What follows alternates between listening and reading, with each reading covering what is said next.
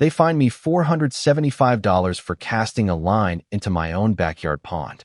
I remember the paper stiff, stamped, the kind of thing a stranger hands you when they want to prove they're in charge, and I remember the look on her face, like she'd just tamed the neighborhood. That $375 would have been a nuisance. The $475 was a choice. So I made a different one. My name's Sam Reyes. I moved to Willow Ridge 2 years after selling a startup that hadn't changed the world, but had changed our lives enough to buy the little gray house with the wraparound porch enough to finally learn to breathe. Willow Pond was the reason I picked this neighborhood. Everyone talked about the dock, Saturday mornings of coffee and quiet, the way the surface looked like a sheet of glass when the light hit it right. I didn't move here to be policed over a fishing rod, but that afternoon when Ellen Whitaker, the HOA president, tapped her clipboard like a judge and handed me the citation, I felt small in a way money hadn't fixed. Ellen is the kind of person who believes rules are the shape of order, and order is how she proves she matters. She's lived in Willow Ridge longer than most of us can remember. Her father was on the founding board, and, well, people don't pass down love so much as they pass down roles. She kept the community like a museum. Immaculate lawns, matching mailboxes, zero tolerance for anything that could be called unseemly. Her motives were never subtle: protect property values, preserve standards, but there was also a sharp edge of ownership in her, like she was guarding something she'd earned, or maybe something she'd inherited and decided she deserved. When she handed me the citation, unauthorized recreational activity on private water amenity, I laughed at first, because absurdity is a good defense. She didn't laugh. She said, "Mr. Reyes, rules are rules." I said, "Whose rules?" And she said, "The board's." That was the whole argument. That was the thing that felt hollow, a set of words protecting itself while people watched. I'm not a litigator. I'm not dramatic. I'm a guy who likes to read the fine print when it comes to things he cares about. So I spent that night with 2 beers and my laptop, and what started as agitation turned into curiosity. I dug through county records, pulled up an old deed, and then another. The pond, Willow Pond, wasn't owned by the HOA. It hadn't been for years. It belonged to a holding company, Caldwell Timber and Holdings, which leased access to the association under terms no one in our neighborhood meeting had ever read out loud. Leases expire. Companies change. People move on. Power is a contract away from being nothing. That realization fits in your chest like a stone, sudden, heavy, and oddly clarifying. I could have gone to the board, filed an appeal, sat through polite committees and the kind of hearings that end with, "Let's table this."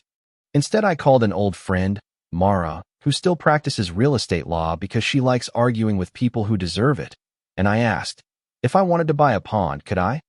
She laughed. Then she looked at the deeds and said, "You might be able to make an offer. There's a difference between buying something and taking responsibility for it." I could have bought the pond to be petulant, to prove a point, to make Ellen choke on her clipped sense of order, but that wouldn't satisfy me. What I wanted was to fix what was broken. The lack of transparency, the board's habit of deciding things behind closed doors, the way people let authority stand unquestioned because it's easier than making a mess. Still, I told Mara to put out feelers, and I told myself I wasn't trying to be a hero. I was trying to stop being someone who got fined for fishing. Caldwell Timber wasn't some shadowy empire. It was a small, sleepy LLC that had been left to manage a handful of properties.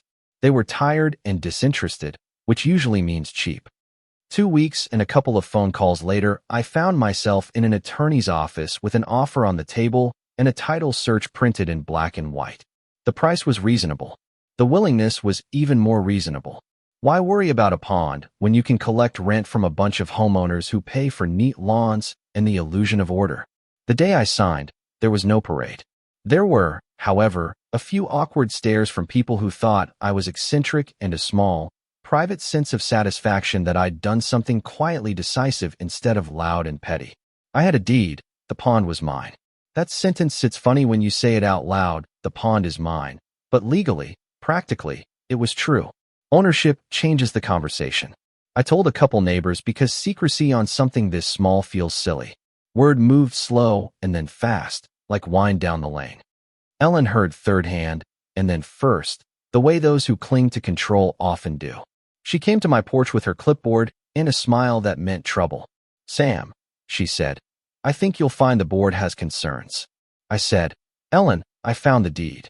She glanced at the paper like a person who'd been told the rules had been replaced by a new dictionary. You can't just, she began, and I cut in. I can, and I did.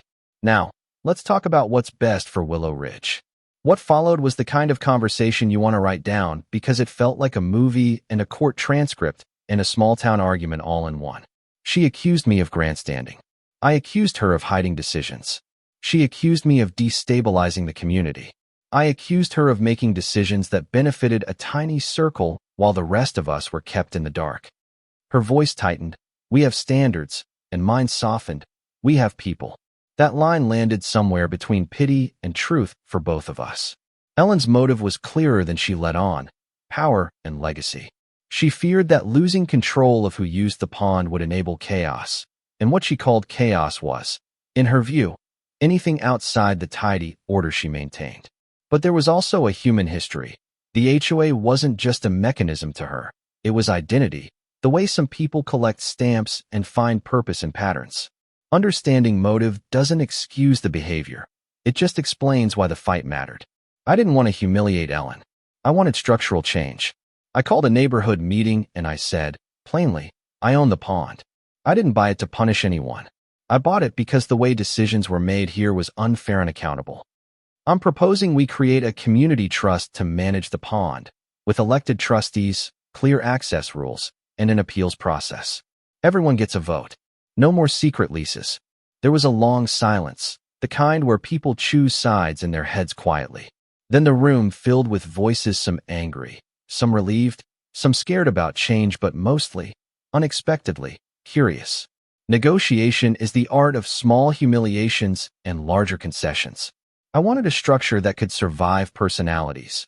Ellen wanted guarantees that the pond wouldn't be a free-for-all. We found middle ground with teeth: a Willow Commons trust, a small board elected by residents, a written appeals process, and a clause that any future sale of access required a 2/3 community vote. I insisted on audits. Ellen insisted on clarity about hours and noise. We gave them a schedule. It wasn't neat. It wasn't dramatic in the way people picture revenge. It was messy and human and utterly satisfying. The day we signed the transfer paperwork this time to the trust, Ellen stood at the back of the gazebo, hands folded, face unreadable. I shook her hand afterward. It was quiet, like the moment after waves stop. She said, softly, I never wanted to be the person everyone hated. I said, no one wants that. Then, because the world has a sense of justice that's neither kind nor cruel, a handful of neighbors clapped. Some cheered. A few booed. The internet comments, because of course there were internet comments, were a mixture of high drama and low empathy. That's the way these things go now. In the weeks after, the trust opened forums, posted meeting minutes, and actually this is almost revolutionary, responded to emails. People who had felt small felt seen. Ellen resigned from her role as president a month later. She didn't leave the neighborhood. She kept her tidy hydrangeas and slowly learned to complain less loudly in public. Some people thought I'd won and that the pond was my trophy. Others thought I'd been reckless. The pond itself stayed exactly the same. Ducks paddled, the dock creaked. Childreno images here played in ways that were loud and necessary. I fished every Saturday because sometimes victory is simple: a morning with a rod, the sun on the water, and the unutterable joy of something quiet. If you ask whether I was justified in paper, on principle, in spirit, people will argue until their voices are hoarse. I'll tell you this: the choice to buy the pond wasn't about vengeance. It was about shifting power from a closed room to the whole neighborhood. It was about making sure decisions had to face daylight. And if that means people called me a bully for using money to affect change, then yes, I used the resources I had. I also used them to build something that requires more than one person to keep it alive. I don't have a tidy moral at the end of this. Life rarely hands you tidy morals. I have a pond that belongs to a trust, a community that now votes on things that used to be whispered in the corners, and a complicated friendship with a woman who still carries the weight of legacy on her shoulders. I also have the memory of holding that $475 citation and choosing, instead, to buy a different outcome. So I want to know what you think. Is it justice when someone uses wealth to fix a power imbalance? Or does that just replace one kind of power with another? Did I do the right thing by buying what I felt should be for everyone, Or should I have fought the system differently? Leave your thoughts below. Argue. Be kind. Get messy. Tell me if you think Ellen was protecting community values or protecting herself. Tell me if you've ever felt small because of a rule that didn't make sense. I'll read them, and if this story teaches anything, it's that rules need people brave enough to ask, who do the hard work of changing them.